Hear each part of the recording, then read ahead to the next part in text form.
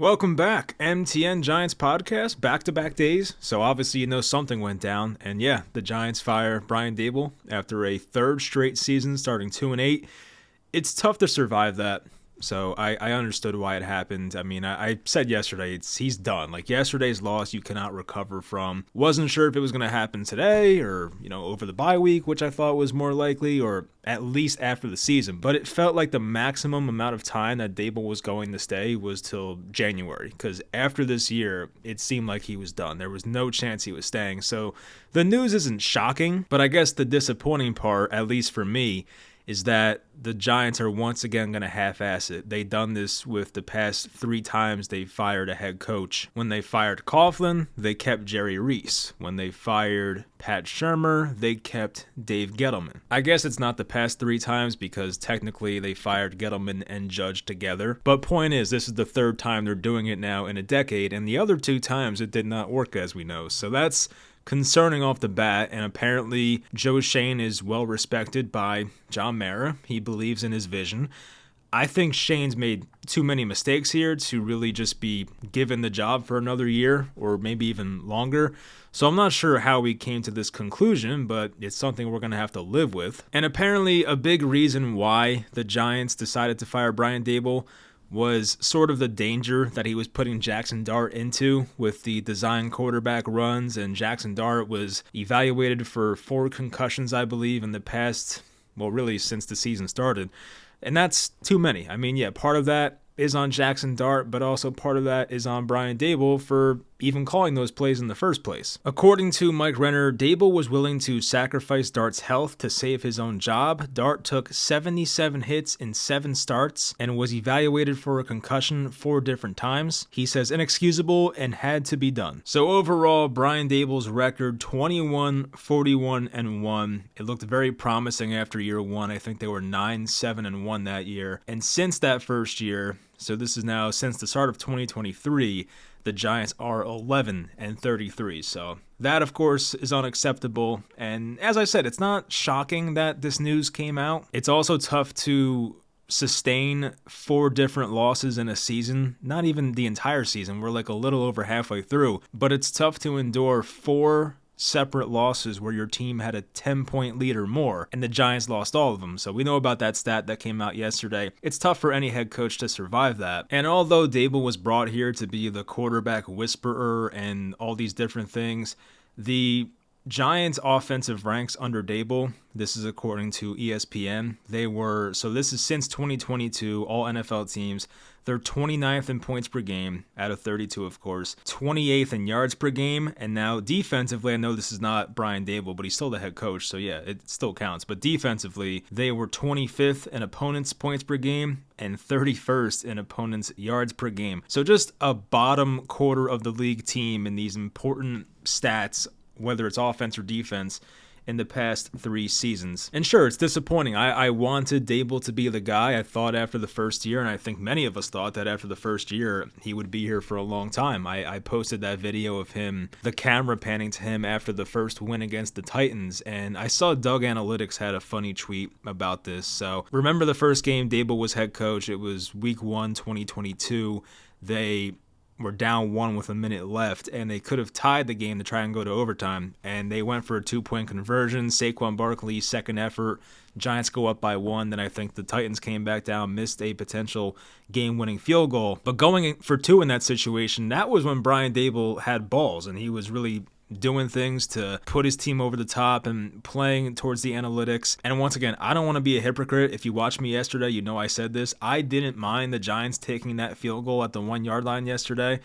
There was 10 minutes and 20 seconds left that put them up by 10 points, and they should have closed out the game. But I think the point is, you go back to Brian Daboll's first game, he seemed way more aggressive back then. I don't think 2022 Brian Daboll kicks the field goal on the 1-yard line yesterday, but I understood why they did it. The Giants defense was playing great. I don't want to rehash the whole thing, but I understood why they did it. So what Brian Daboll was doing with Jackson Dart and the hits he was taking, it was not sustainable. You're 2-8 for the 3rd year in a row. You're down your star wide receiver. You're down your promising young running back. And I think for the Giants organization, you kind of have to look at them and just be like, what did you expect to happen? Because I can't think of a time where you have a lame duck head coach, which is what Brian Daboll was coming into this year, and you have a rookie quarterback. Like, when does that ever work, right? The Bears did it twice. It was Matt Nagy, Justin Fields. Of course, they made that trade to get Fields with the Giants. Also with the Bears, Matt Eberflus, Caleb Williams. Eberflus was fired midseason, similar to this. And then even like Todd Bowles and Sam Darnold, right? Todd Bowles was coming off back-to-back bad seasons, and they brought him back for a third year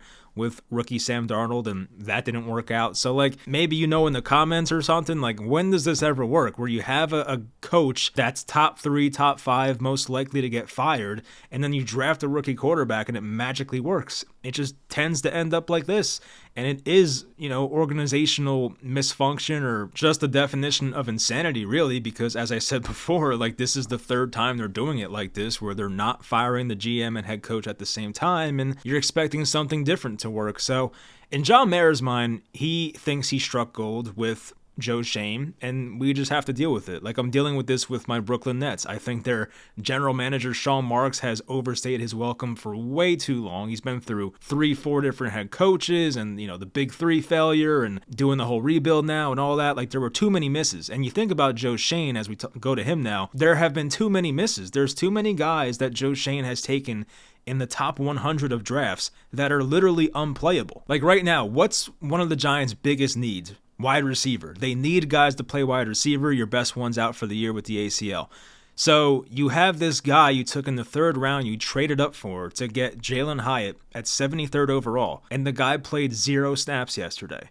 You have guys that come off the street, off the practice squad, whether it's Lil Jordan Humphrey, Ray McLeod, and they play over this guy that you traded up for in the 3rd round in the 2023 draft. And that entire draft right now looks completely awful. There is not one player from that draft where I'm looking at it and think, oh, that guy's going to be around for another 5 to 10 years. Like, no. Maybe John Michael Schmitz, but Deonte Banks, the 1st round pick, I think they traded up for him too. Unplayable. JMS, once again, we'll see. I'm not too confident, but we'll see. Jalen Hyatt, unplayable. Eric Gray, where's he been? I think he's been hurt. Trey Hawkins, no. Jordan Riley, no. Javarius Owens, no. Like, that entire draft class is garbage. The 1st draft class, Evan Neal, 7th overall. Yeah, I know a lot of us were fine taking Evan Neal, myself included, but I'm not a GM. I didn't interview Evan Neal. I don't know the behind-the-scenes stuff. This guy took him 7th overall, and he's literally unplayable. You try to put him at guard, unplayable. Josh Azudu, 67th overall, unplayable. Cordell Flott, hit or miss. Tyler Nubin, 47th overall. So far, he doesn't look like a player worth taking 47th overall. And I know that the Giants said in one of their, in that statement they released, that they like the young nucleus that Joe Schoen has formed. And there are some guys I like on this team. There are young players I do like, Jackson Dart being one of them, and Malik Neighbors when he's healthy. And I do have promise for Theo Johnson. Andrew Thomas was a Dave Gettleman pick. Abdul Carter, Brian Burns, of course. Dexter Lawrence when he's playing right. Obviously, he's been great for the past 3 years, not so much this year. But outside of that, like, are there really, maybe Kayvon too, but outside of that, like, once again, is there really anybody that's really that big of a difference? You made some free agent signings, Javon Holland and Paulson Adebo's been hurt. I just don't know. Like, I would rather just have them finish out the year and then make a decision in January about Joe Schoen. Like, give yourself more data. Like, let these rookies play for another 7 games or 6 games, whatever it is, and get more data on these guys. Like, are these rookies or are these 2nd or 3rd year guys really going to be something? Is Joe Schoen's nucleus, as they call it, is it that good? And so far, I don't think it's that great. The Giants are a below average roster. Now, I do think with good coaching, you can maybe get 7 or 8 wins out of this team, but I still don't think, once again, that this is a good roster. So the Giants already came out and said that Joe Schoen will lead the search for the next head coach. So he's definitely staying, no doubt about it. And here's the full quote from John Mara. "We feel like Joe has assembled a good young nucleus of talent, and we look forward to its development. Unfortunately, the results over the past 3 years have not been what any of us want. We take full responsibility of those results." Yeah, I know the coaching sucks, I get it, but you also can't look me in the face and say that this roster is anything great, because it's not. And 4 off seasons in the NFL is a lot of time. So I don't want people to be like, oh, Joe Schoen didn't have enough time. Like, no, Joe Schoen had enough time to literally hand the franchise over to Daniel Jones, let Saquon Barkley walk, and kind of create this new identity with Jackson Dart, Cam Skattebo, and Malik Neighbors. And like, he's had different iterations of this team. Like, I don't want to act like he has not had enough time. I think 4 off seasons in the NFL, once again, is a lot of time. And I think that Joe Schoen's had enough time, and yet the results are still garbage. So once again, kind of like Dave Gettleman back in the 2019 offseason or 2020 offseason, I'm not sure why the head coach, who was Pat Shurmur, had to go and not Dave Gettleman, because I just don't think the talent is that great. You want to say great young nucleus, sure, but the only reason you have a great young nucleus is because you finish with 4 wins every year, 3 wins. You get Abdul Carter because you're so freaking bad and won 3 games last year. You get Malik Neighbors because you were so bad and won like 4 games that year. The Jackson Dart pick might be what's saving him, but there's also people that speculate that Jackson Dart was Brian Daboll's guy, and some other people say no, they were both in on Jackson Dart. I don't know what to believe. No, I'll give Joe Schoen credit because he is the GM at the end of the day, so we'll give him credit for the Jackson Dart pick. And according to Connor Hughes, the quote was, "The Giants still view general manager Joe Schoen in high regard." So once again, not going anywhere. It just is what it is. I don't fully agree with it, but yeah, we just have to deal with it. And Mike Kafka, aka Uncle Leo, he will be the interim head coach for the rest of the year. Now, I don't think he has much of a chance to remain here full time and be here next year, but Mike Kafka at least has a little bit of a runway here, the final 7 games or so, 6 games,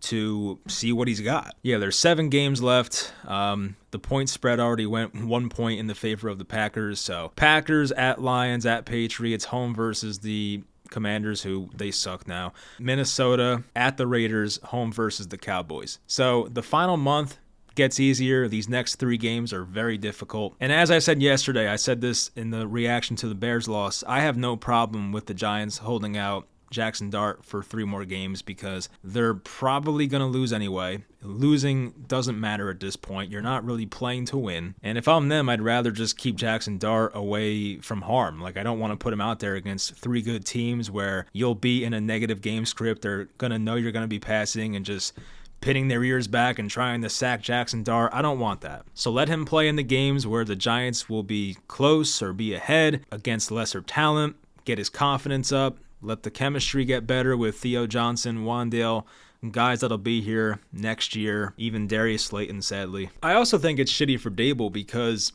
you think about some of the big blown leads the Giants had. You think about the Denver game. The biggest reason they lost that Denver game was because of the awful secondary, mainly Deonte Banks, who this GM took 24th overall once again. And then Shane Bowen, who's still somehow employed here. I mean, yeah, the Giants defense played well for 3.5 quarters yesterday, but God forbid they finish a game. So the Broncos game was the secondary imploding, and you had Jackson Dart throwing that bad interception. And then yesterday was because Russell Wilson came in, and that's the quarterback Joe Schoen wanted as a backup. He comes in, and right when Russ comes in, I mean, the game is pretty much lost. They had the one play to Singletary that he pretty much did himself. So it's like a common theme of like, yeah, you're losing these games because Shane Bowen sucks and the roster's not good enough, and that goes on Shane Bowen and that goes on Joe Schoen. So I don't want to say that Brian Daboll is completely absolved from blame. That's not fair to say either. But it would be dumb to say that all of this is Brian Daboll's fault. Like, when they fired him today, I'm like, okay, but what else is next? Because it really matters who they hire next year. Now, I think if they get the right head coach next year, which we'll talk about candidates here in a second, if they get the right coach in next year, we saw what it can do in 2022. Getting the right head coach can change everything magically. The roster doesn't even have to be that great because 2022's roster was nothing impressive, but yet something changed. There was magic in the air. And sometimes a new voice, a new leader, that changes everything. Apparently with Brian Daboll, things got stale. Maybe the message got stale and players stopped buying in, and we saw some questionable effort at times. So I don't want to say the team completely quit on Brian Daboll because it wasn't that bad. I've seen Giants teams quit way more than what we've seen in recent weeks. But it also makes sense to get a new voice. But I also think it makes sense to get a new general manager as well. So I'm not sure why. Like, it doesn't make sense to me. It just feels like it's kind of like a double standard. Like, why is Joe Schoen keeping his job and not Brian Daboll? I mean, they came in together.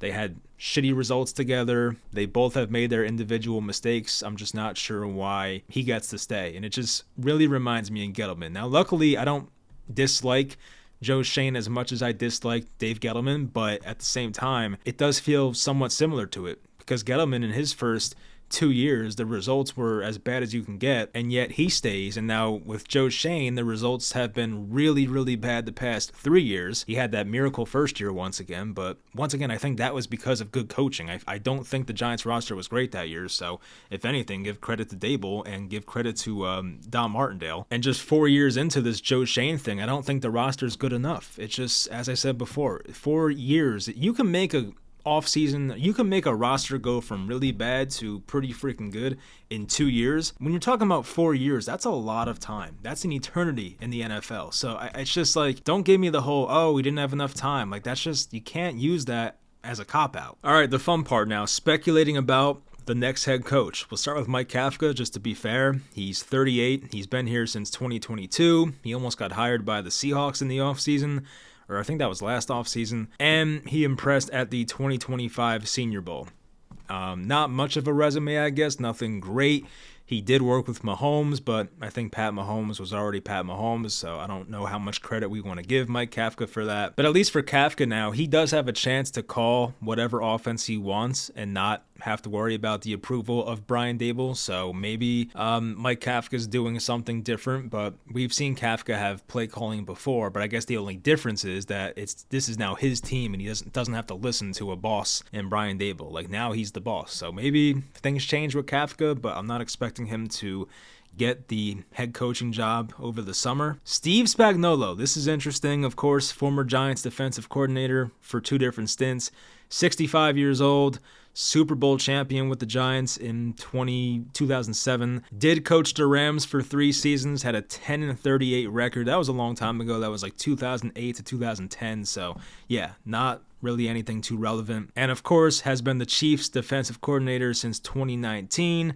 They've been to the AFC Championship, I think, every year since then. And yeah, lots of Super Bowls. And yeah, Spagnuolo's defense has been great. So maybe that's an option, but I think he might be a guy that likes where he's at and might just stay as the Chiefs defensive coordinator. Cliff Kingsbury, 46 years old, of course has the Texas Tech coaching experience for 6 seasons from 2013 to 2018. Arizona Cardinals head coach, 2019 to 2022. He was 0-1 in the playoffs, that big loss they had in the playoffs to the Rams. I think that was in 2020. And he's been the Commanders offensive coordinator since 2024. He was a big part of the Jaden Daniels rookie season, or rookie of the year season. And I think what Kingsbury does, it does fit Jackson Dart's skill set. So it does get interesting with the RPOs and the quick hitters and taking deep shots and things like that. So I think if you're looking for an offensive scheme that can fit Jackson Dart, I think Cliff Kingsbury fits that mold. But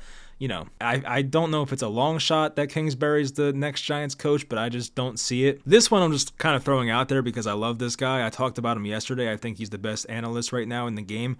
But Greg Olsen, no coaching experience above the high school level as far as I know, but we did see Jeff Saturday get a job, so I guess it's possible. But Olsen, of course, a 14-year NFL veteran. Every time I hear him talk about the game on TV, I'm like, holy shit, this guy is smart. So if you can get that brain as your head coach, I feel like you could do worse, but I feel like, I don't even know if he wants to coach, but I would at least try to get an interview, because what's the worst that can happen? You interview the guy and it turns out he's not the right guy for the job, but maybe you interview him and you're like, wow, this guy is just brilliant. This is great. So I just would like to see it. He also grew up in New Jersey. I think he was born in Patterson and grew up in Wayne, New Jersey. He's only 40 years old, retired in 2020. So yeah, I mean, it would excite me, but I'm not sure if he even wants to be a coach. Clint Kubiak. This is the guy that I've had my eyes on since the whole Brian Daboll getting fired thing seemed to be realistic. Of course, he's the son of Super Bowl winning head coach Gary Kubiak. He's only 38 years old. He was the Vikings offensive coordinator in 2021. They were 14th in scoring. He was the OC of the Saints last year. They were 24th in scoring, but once again, rough year. Dennis Allen fired. The Saints had little to no talent. They had Derek Carr play for half the year. They had Spencer Rattler play some games, and I think somebody else was in there too. This year, though, he's been creating a lot of buzz with the Seahawks. Seahawks right now are 3rd in scoring. They have this really impressive offense with Sam Darnold. Jackson Smith-Njigba has been maybe the most efficient wide receiver this year. And despite Seattle not having an efficient running game, they still make defenses respect the run because Kubiak sticks to the run. They run these play-action rollouts. They take deep shots. Like, their offense is really fun to watch. So I think Clint Kubiak, I'm not sure what he's like as a person. I don't really think I've ever seen an interview with him, but I talked about him yesterday. Like, I think he would be a great fit because it feels like everywhere he goes, like, the team just gets better. The offenses get better. And if you remember the Saints from last year, the 2024 Saints, when they were healthy, they put up, like, they were shocking everybody because I remember the first 2 weeks, the Saints put up like 45 points in back-to-back games. They had the game, I forget who they played the first week, but I think they played Dallas in the second game of the year, and they blew them out. So, like, when he had a healthy offense in New Orleans last year, they were putting up monster numbers, and we see it right now with the Seahawks. They're also putting up monster numbers. And me, myself, I was skeptical of the whole Sam Darnold thing working in a different location. Like, I did not think Darnold going to Seattle was going to work. But he's been closer to an MVP candidate than maybe he was last year, and that's saying a lot. So I think Clint Kubiak, once again, I think that's a good fit. I would be really excited for that one. Robert Saleh, maybe, age 46. He was the Jets head coach for 3.5 years, fired midseason in 2024. Niners defensive coordinator for 4 years, 2017 to 2020. And then back with the Niners this year. Not sure if he wants to be back in this area, in this media, and being a head coach once again, but that's a name I just want to throw out there. Mike LaFleur, another guy, former Jet, age 38. He was the Jets OC in 2021-2022. He's been the Rams OC the past 3 years. Matt Stafford having a MVP type season right now. His brother Matt has been a successful head coach with the Packers, of course, Matt LaFleur, and he's also from the Sean McVay tree, so I do like that. I feel like Mike LaFleur has worked under good coaches, and his brother's a coach, and he has had offenses with success, so I think that's a name they might bring in to interview. Mike McCarthy, he turned 62 today, which is very interesting. I was like, wow, what are the odds that this guy's birthday is the same day that Brian Daboll gets fired? Like, well, who knows? Maybe it's an early birthday present. Anyway, Packers coach from 2016 or from 2006 to 2018. He had 8 seasons of 10 or more wins in 13 years. Of course, won the Super Bowl back in 2010. And then from 2020 to 2024, he was Dallas's head coach. He did have 3 separate 12-win seasons in 5 years with Dallas. So there was some success there. And one of those years, Dak snapped his ankle. So that year was kind of a wash. Of course, he's an offensive-minded head coach. He's had good history with quarterbacks, whether it's Favre, Rodgers, of course, and Dak Prescott. And the Giants did interview Mike McCarthy in 2020, in the same year they hired Joe Judge, so they might bring him in again. We'll see. Joe Brady, 36 years old. He was once on the LSU staff. He wasn't the offensive coordinator. I think he was something else, but he worked with that Joe Burrow National Championship 2019 LSU team. He was the Panthers OC in 2020 and 2021. Bills quarterback coach in 22-23, and now the Bills offensive coordinator after Dorsey got fired. So the past 2 years now, he's been the Bills offensive coordinator. He did not overlap with Joe Schoen as far as I know, but Brandon Beane still has insight on him, so I'm sure Joe Schoen can call up his friend Brandon Beane and say, hey, what do you think about Joe Brady? Is he head coaching material? And you would hope that you get an honest answer, but still, you can, at the minimum, bring him in for an interview. And I remember when I wrote John Mara a letter during the 2021 season, when I really wanted them to fire everybody, I remember writing down Joe Brady's name because at that time I was very interested in him. So it would be funny if like 5 years later they do actually hire Joe Brady, so we'll see. Jesse Minter, the Chargers defensive coordinator. I know John Mara really likes Jim Harbaugh, so he might try to poach a guy from that staff, but he's 42 years old, Chargers defensive coordinator the past 2 years. He was the Ravens assistant defensive coach in 2017 through 2020, mainly with the defensive backs. The Chargers defense is 4th in yards allowed per game and 7th in points allowed per game. So they've had a good defense, even with some guys being injured like Khalil Mack and losing Joey Bosa. Bill Belichick. This is kind of a meme, but it's worth mentioning because you never know. 73 years old. I think that Pete Carroll is 74, so you could say 73 is too old, but maybe it's not. Of course, was with the Giants for about 11 years, defensive coordinator, won 2 Super Bowls, Cleveland head coach, won 6 Super Bowls with the Patriots, lost twice to the Giants. And things in North Carolina got off to a really bad start, but I believe if they win 2 of their next 3 games, they do get a bowl game. So it's like, it could be worse, but definitely could be better for Belichick. But that whole thing with the girlfriend, that I'm not really a fan of her. It seems like she's way too controlling, so keep her out of the organization, hopefully. Lane Kiffin, interesting one, 50 years old. He's coached at Ole Miss for 5 years now. Of course, coach Jackson Dart. The Giants have drafted some Ole Miss players, Eli Manning famously, Jackson Dart, Evan Engram. And his offense, of course, great fit for Jackson Dart. They brought a lot of that offense to the NFL. I feel like the Giants kind of replicated what Jackson Dart did well in college. They brought it to the NFL. So far, it's worked, but not sure if Lane Kiffin wants to leave a great gig at Ole Miss, but you never know. And this one, also kind of a meme, but worth mentioning, 62-year-old Jon Gruden. Jon Gruden, of course, 2002 Super Bowl champion coach with the Buccaneers, recently coached the Raiders for about 3.5 years, 2018 to 2021. Then that whole thing came out with the emails and the racism. I'm not sure what happened with that. I still think he's like suing the NFL or something. So that whole situation is, a lot of gray area with that, but I'd be surprised if it's actually Jon Gruden. He did have the interview. I think he works at Barstool now. He had the interview with Jackson Dart. Those two really got along. He called Jackson Dart the Evel Knievel of the quarterback position. So Jon Gruden's a fan of Jackson Dart. I think he even said he would love to coach him one day. I don't know. I think it'd be far-fetched to think Jon Gruden would be the Giants head coach next year, but just like Bill Belichick, crazier things have happened. So wanted to throw those names out. There could be more, of course, but those are just the names that came to my mind. So with that said, that'll do it. I was a little surprised once again. I mean, anytime you get a news alert to that magnitude, it's always a bit surprising, but I really thought they would wait till the bye week. I figured they would just take these next 3 losses, and I thought they would make him bench Jackson Dart the next 3 games and then fire Daboll over the bye.